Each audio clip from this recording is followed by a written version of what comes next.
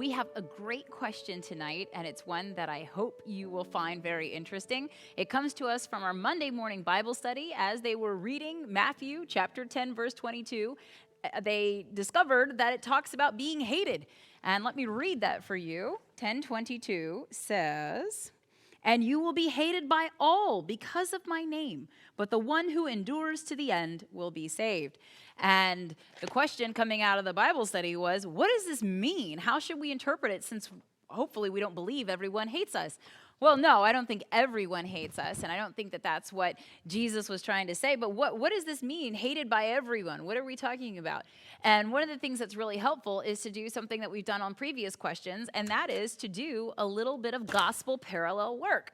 So the three synoptics, Matthew, Mark, and Luke, they are storytelling gospels. They kind of tell the narrative of the earthly ministry of Jesus.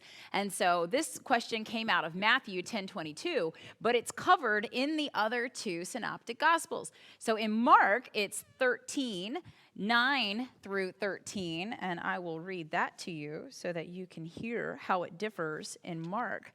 And so Mark chapter 13, verse 9 says, "As for yourselves, beware, for they will hand you over to councils, and you will be beaten in synagogues, and you will stand before governors and kings because of me as a testimony to them. And the good news must first be proclaimed to all nations. When they bring you to trial and hand you over, do not worry beforehand about what you are to say, but say whatever is given to you at that time, for it is not you who speak, but the Holy Spirit. Brother will betray brother to death, and a father his child, and children will rise against parents and have them put to death. And you will be hated by all because of my name, but the one who endures to the end will be saved." And then let's look at Luke chapter 21, verses 12 through 17 say this. "But before all this occurs, they will arrest you and persecute you. They will hand you over to synagogues and prisons, and you will be brought before kings and governors because of my name. This will give you an opportunity to testify. So make up your minds not to prepare your defense in advance, for I will give you words and a wisdom that none of your opponents will be able to withstand or contradict. You will be betrayed even by parents and brothers, by relatives and friends, and they will put some of you to death. You will be hated by all because of my name." And so what we end up seeing here is that reference to hated by all. So in order to figure out what we're supposed to do, let's go a little deeper. I think if we look at some of the context, right? What happens before these verses, and to whom is Jesus speaking? So in Matthew, what we find is that Jesus is talking to the 12, right? The 12 apostles. So this is Peter and his brother Andrew. This is James and John, the sons of Zebedee. You've got Matthew in there. You've got the apostles that Jesus is speaking to. So when Jesus says to them, "You will be hated by everyone," he is talking specifically to these 12 apostles.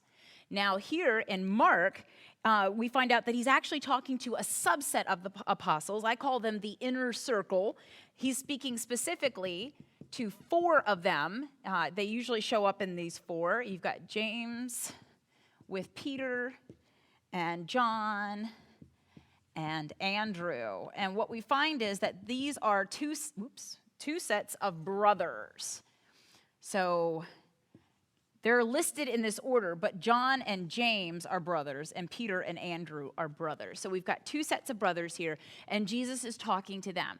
So sometimes this happens in the Gospels, happens a lot in Mark, where Jesus kind of takes this subgroup and pulls them out and gives them a little bit of a deeper teaching. And what we end up finding is that these are some of the first apostles that he calls into ministry, but they're also some of those that become central leaders in the church after Jesus resurrects and ascends.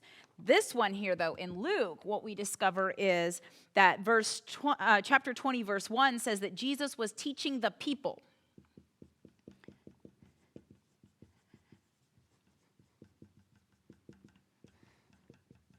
So audience is going to make a big difference. And so when Jesus is talking specifically to them, not the whole 12, but just to them, or here Jesus is talking to everyone. So what we end up finding is that Jesus is talking about what is going to happen specifically for some of these groups. Now, this one's more difficult because this is a whole bunch of people. It's not just the 12, and it's not just the inner circle. This is anyone who's gathered. This includes some of the disciples, so not just the apostles, but other people who are following, like Mary Magdalene was a disciple, but she was not considered to be an apostle. And so here we find that the audience changes how we understand this. So when Jesus says to the 12, you're going to be hated by everybody, most of this is true, that almost all of the apostles are going to be persecuted, murdered, that this is true, that you have to realize that you're not going to win friends because you understand my ministry and you worship God through me. This is not going to be going well for you. And that is vastly true, that in church tradition and in archaeological history, what we end up finding is that they will be the first to experience what it is to be expelled from the synagogue and the temple, that they are going to be the ones that discover that not only will the Roman Empire be against them and their new burgeoning Christianity, but the Judaism is going to kick them out too. So they are going to have a very hard time with that. And then the inner circle here that Jesus is talking to in Mark are the ones that are really going to have to struggle with being leaders, because some of the other apostles are not always going to agree with them, and there's going to be dissension in there. And so what we find here is that it's very exclusive in Mark, the oldest of the synoptics. And then in Matthew, it's a little more inclusive, lets more people in. And of course, Luke is like our most inclusive gospel. And so Luke's like, everybody's in. Everybody gets to hear this lesson. So who Jesus is talking to is important.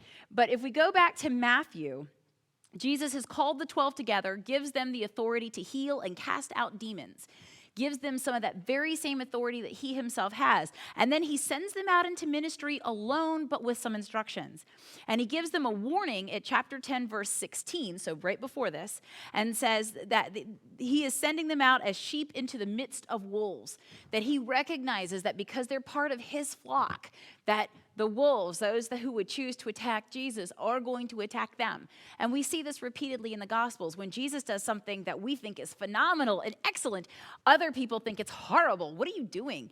Why are you casting out demons? Why are you healing lepers? Why are you making people think that they can be loved by God when we think that they're sinners? So Jesus does things repeatedly that we think are great, but others in the day think are terrible. So he's talking to them about the struggle is that you are going forth to do wonderful things, but other people will not see it that way, which is a tragic irony in Christianity. And then if we go past this to chapter 10, 28, he will close his discussion with them by saying, but do not fear those who kill the body. Right? He says, it's going to be hard, but don't be afraid, because ultimately the resurrection will happen, and you won't have to worry about this body. You're going to get a new body that's impervious to sickness and sin and death. But they have to recognize that this is not going to be easy. Sometimes when we become Christians, especially if we become Christians as teenagers and adults, we are very excited, we're energized, and we're like, this is so great. This has changed my life, and I want to give it to other people, and they're just going to be so excited. And then for some reason you go out and you find that people are not just not excited, but sometimes they're hostile to your invitation to come to know Jesus Christ, or to join them in a mission or a ministry, or come to worship. And sometimes that's disheartening and shocking, and Jesus is trying to kind of set reality for them. Not everybody is going to love you, because not everybody gets the love that I want to get to them. They don't want to embrace it and make it their own. And so this is not going to be an easy thing. So unfortunately, this is true, that sometimes you're shocked at who you end up having conflict with, and you're shocked over who seems to not understand the good that you're trying to do. And this happens in the church, it happens outside the church, sometimes it happens in our families. And so this is kind of Jesus setting up realistic expectations. Do we really believe that everyone is going to hate you? No, but it's a little bit of hyperbole. Jesus is kind of pushing the limits of that. But you know what? If Jesus tells you everybody's going to hate you, and then somebody loves you, like, oh, that's great, because I thought everybody was going to hate me. Even if one person likes me, then that's a win. Of course, what we end up finding is that both the inner circle and the 12 do impact people, and they transform lives, and they plant the church, and they nurture that early church. And ultimately, no, people don't all hate them. And while their families who remain Jews may not understand where they have gone off to follow Jesus, or while other people who are worshiping the Roman pantheon of the day may not understand this Jesus worship, what we come to find out is that they do find new members of the family of faith, and they find a new community. And so they make a place where anyone can come and experience love and care, so that you can be a sheep with other sheep under the love and the guardianship of the Good Shepherd. And hopefully that will give you just a little bit of insight into that. So does everybody hate us? No, but sometimes it's irrational and illogical, but sometimes people, they don't like the message that we have. So, but no, there's always going to be some that hear it and they're transformed. So don't be shy about giving your testimony or your invitation. Thanks so much for the question, and we can't wait to hear the next one.